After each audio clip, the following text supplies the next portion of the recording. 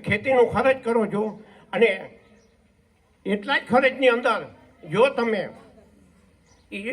તમે દોઢું ઉત્પાદન લઈ શકો તો 3 થી 3.5 હજાર રૂપિયા જ ખર્ચ આવવાનું છે વીકે.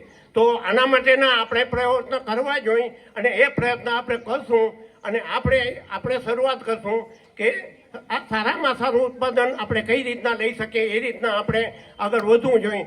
હવે આ રહી જાય છે આપણા શિક્ષકો, આપણા મા બાપે આપણા બાળકો જે છે આપણા બાળકો એ બાળક ઉંમર એ બાળક ભણવા લાયક થાય ત્યાર પછી આપણે સ્કૂલની અંદર શિક્ષકોને આપણે સોંપીએ છીએ.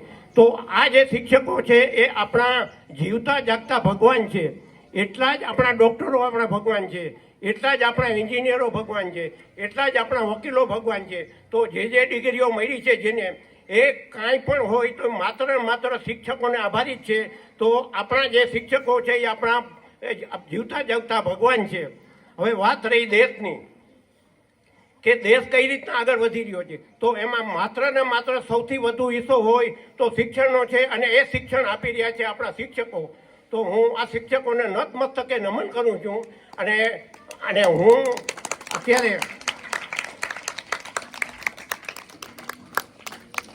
જે કોઈ ખેતીમાં કે પશુપાલનમાં સંકળાયેલા છે એ પોતાની તાકાત પૂરી રીતે લગાવે અને એના બાળકોને આગળ વધારે એવી અભ્યર્થના સાથે કાંઈ પણ વધારે કહેવાય તો મીઠા મીઠો ક્રમ.